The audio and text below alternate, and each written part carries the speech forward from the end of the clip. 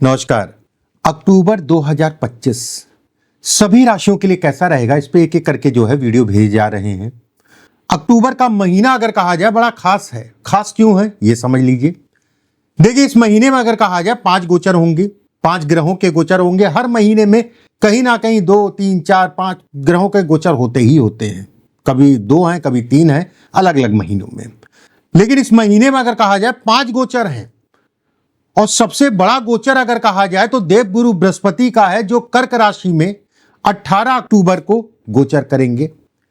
शुक्र धन के कारक कन्या राशि में गोचर करेंगे। सूर्य ऊर्जा साहस, ये कहीं ना कहीं 17 तारीख को तुला राशि में गोचर करेंगे। बुध अगर मैं कहूं तो इस महीने में 2 बार गोचर करेंगे। मंगल 27 तारीख को वृश्चिक राशि में गोचर करेंगे। इस गोचर के आधार पे कैसा रहने वाला है अक्टूबर 2025 आप सभी के लिए, इस पे विस्तार पूर्वक चर्चा मैं करूंगा। मेष से लेकर मीन तक का कैरियर हो, चाहे धन हो, चाहे शेयर बाजार हो, चाहे बिजनेस हो, चाहे नौकरी हो, चाहे शिक्षा हो, चाहे जीवन पारिवारिक जीवन हो, चाहे स्वास्थ्य है, चाहे प्रेम है, क्या किसी प्रकार का कोई धोखा है या कर्ज है। बहुत सारे लोग आज की डेट में अगर कहा जाए कर्ज से संबंधित चीजों में अच्छा खासा परेशान है। और वीडियो के अंत में जो है उपाय भी मैं बताऊंगा। अगर कोई समस्या है तो उसका उपाय भी मैं बताऊंगा। अगर चीजें ठीक हैं तो उपाय तो भी करिएगा, तो चीजें आपकी और बेहतर होंगी। यह मासिक राशिफल अगर कहा जाए तो केवल अनुभव के आधार पर होता है।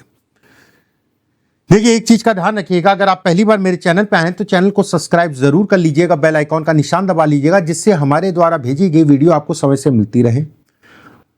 और चलिए कार्यक्रम को शुरू करते हैं। एक चीज का और ध्यान रखिएगा, यहां पर मेरा राशिफल आपकी चंद्र राशि पर आधारित है। चंद्रमा जहां पर भी जन्म कुंडली में बैठा वो आपकी चंद्र राशि हुई। अगर आपको अपनी राशि का नहीं पता तो अपनी नाम राशि के आधार पे भी इस कार्यक्रम को देख सकते हैं। चलिए बात करते हैं कन्या राशि वालों के लिए इस महीने में क्या स्थितियां रहेंगी। देखिए, कन्या राशि वालों के लिए अगर मैं कहूं तो आपकी राशि का मालिक बुध है।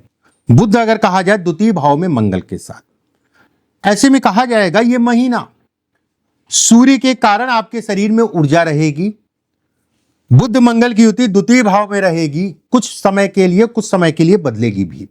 ऐसे में बिल्कुल स्पष्ट साफ है कि व्यक्ति अपनी वाणी को थोड़ा तेज आवाज या फिर कह लीजिए कि प्रभावी आवाज में बोलने की कोशिश करेगा, और जो इसके लिए फायदेमंद है। एक बात, वहीं पे देवगुरु बृहस्पति का 10वें भाव में होना और मंगल और बुध को देखना, जिसके कारण अगर कहा जाए तो व्यक्ति की व्यवस्थाएं चलती रहेंगी। काम धंधे से संबंधित चीजों में चीजें आपकी व्यवस्थित चलती रहेंगी।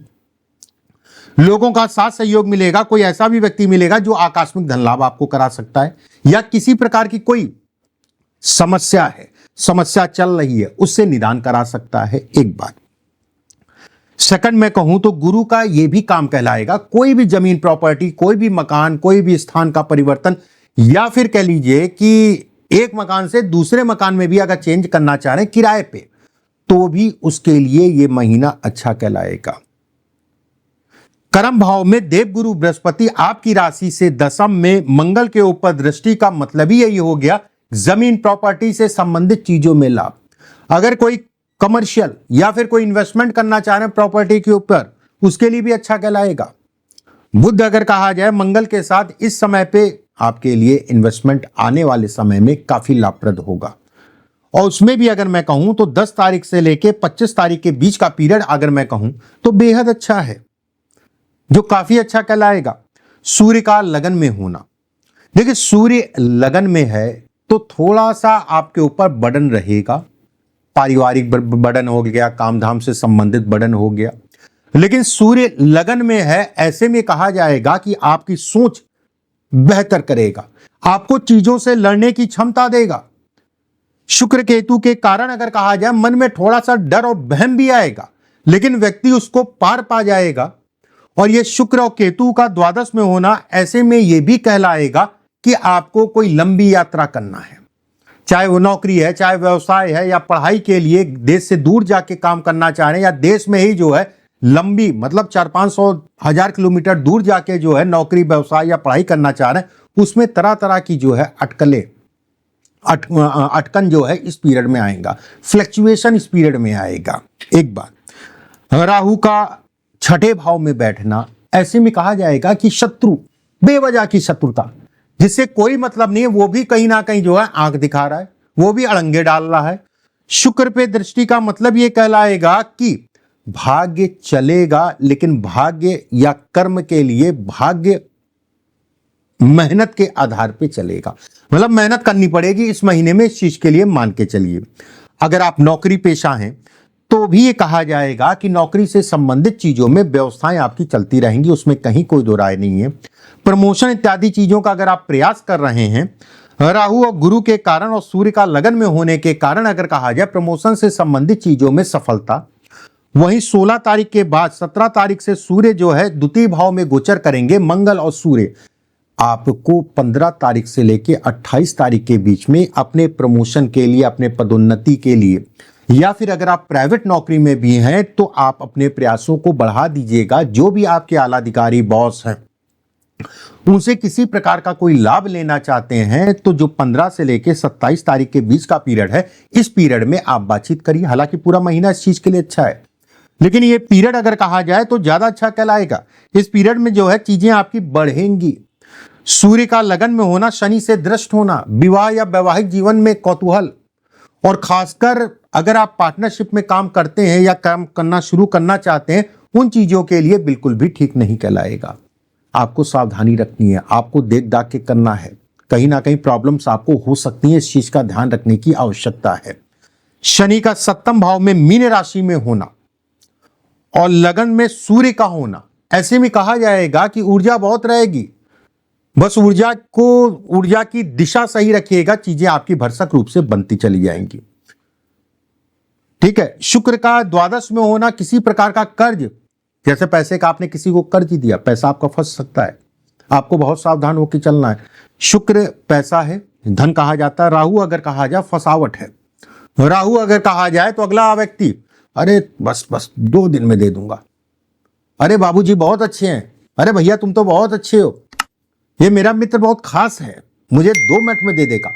ये वाली चाटुकारिता के बाद आपने दिया तो उसके बाद जो है 2 मिनट 2 साल हो सकते हैं, इस चीज का ध्यान रखिएगा।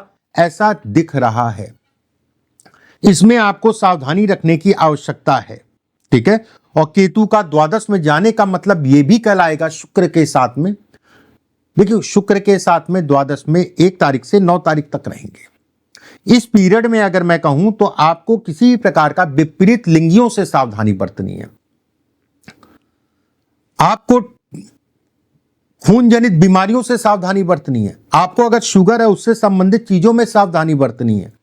केंद्र में सूर्य, गुरु और शनि 3 ग्रह हैं।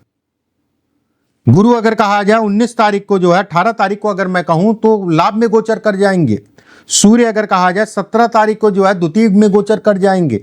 चीजें इस महीने में बेहतर होती हुई दिखाई दे रही है, चाहे वो फाइनेंस हो, चाहे वो धन हो, चाहे वो शिक्षा हो, और किसी प्रकार का कोई विवाह से संबंधित कोई प्रपोजल या विवाह की दिशा में आप जाना चाह रहे हैं, उसके लिए भी बेहतर है, उसके लिए भी अच्छा कहलाएगा, उसमें कहीं कोई दो राय नहीं है। इस चीज के लिए आप निश्चिंत रहिए। और बस एक चीज का ध्यान रखिएगा कि शनि आपका जो है पंचमेश है और शनि आपका जो है 7म में है। ऐसे में निवेश, चाहे शेयर मार्केट या अन्य कोई निवेश खराब नहीं है, बस आपको सावधानी पूर्वक अगर मैं कहूं तो उसमें पड़ना चाहिए, बाकी कहीं कोई दिक्कत वाली बात नहीं है। देखिए कुछ उपाय मैं बताता हूं, इन उपायों को करिएगा, चीजें आपकी बेहतर और बेहतर होंगी। पहली बार अगर मेरे चैनल पर आ रहे हैं, चैनल को सब्सक्राइब जरूर कर लीजिएगा, बेल आइकॉन का निशान दबा लीजिएगा। एक बात, अगर अच्छा लगे कार्यक्रम तो लाइक कर दीजिएगा। श्री सूक्त का पाठ आपको प्रतिदिन करना ही करना है। श्री सूक्त का पाठ आपको प्रतिदिन सुबह के समय करना ही करना है। कोशिश ये करिए कि शुक्रवार के दिन किसी भी दुर्गा जी के मंदिर में, ठीक है, दुर्गा जी के मंदिर में नीले या सफेद फूल और घर का बना हुआ कुछ प्रसाद, मीठा प्रसाद वहां पर चढ़ाइए, आपके लिए बेहद फायदेमंद है। ये दोनों उपाय करते रहिएगा। बाकी आप जो भी पाठ पूजा करते हैं वो करते रहिए, उससे मतलब नहीं है।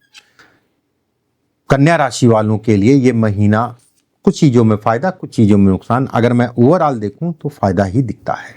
अगले वीडियो में फिर आप सभी से मुलाकात होगी। अभी के लिए बस इतना ही। राधे राधे।